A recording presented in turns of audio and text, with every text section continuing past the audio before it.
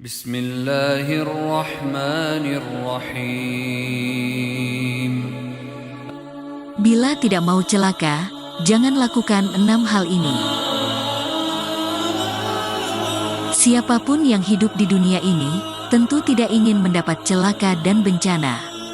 Namun terkadang manusia tidak bisa menghindari bencana tersebut. Karena setiap hari selalu bersentuhan dengan hal-hal yang apabila tidak berhati-hati dalam memanfaatkannya, maka hidup seorang hamba akan celaka.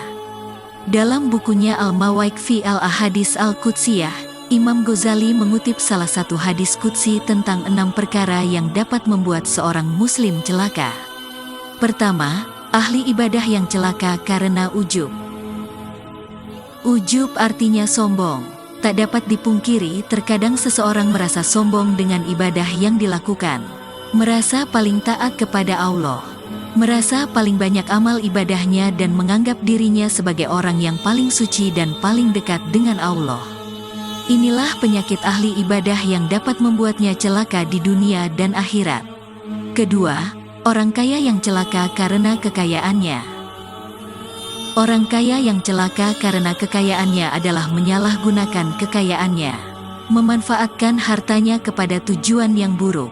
Islam tidak melarang penganutnya untuk menjadi kaya. Justru Islam memotivasi setiap orang untuk menjadi kaya. Menjadi pemberi bukan peminta. Yang dilarang adalah menggunakan untuk hal-hal yang dapat menggiring seseorang kepada kemaksiatan. Bahkan selalu enggan untuk bersedekah dan menolong orang miskin. Ketiga, orang miskin yang celaka karena kemiskinannya. Islam selalu memerintahkan semua pemeluknya untuk berusaha mencari harta yang halal dan berkah agar tidak terjatuh dalam kemiskinan.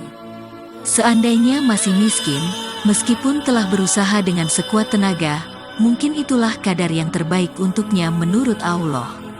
Orang miskin yang celaka karena kemiskinannya adalah orang tidak tahan menjadi miskin, kemudian menjual diri dan menggadaikan imannya dengan materi. Keempat, orang sehat yang celaka karena kesehatannya. Orang sehat yang celaka karena kesehatannya adalah orang yang tidak memanfaatkan masa sehatnya untuk beribadah dan beramal saleh, namun justru melakukan kemaksiatan tanpa diikuti dengan rasa penyesalan dan taubat. Kelima, orang yang berilmu yang celaka karena ilmunya. Tidak sedikit orang saat menuntut ilmu, terkadang merasa paling pintar dan orang lain dianggap bodoh. Ilmunya bukan digunakan untuk menyatukan umat dan mengajak mereka ke jalan yang benar, tetapi justru menghasut dan memecah belah persatuan umat. Keenam, orang yang bodoh celaka karena kebodohannya. Salah penyakit yang dimiliki oleh orang bodoh adalah tidak menyadari kalau dirinya bodoh. Inilah yang dikatakan orang bodoh yang celaka karena kebodohannya. Karena sudah merasa memiliki ilmu, tidak mau lagi belajar. Ironisnya, ia malah memelihara kebodohan yang dimilikinya.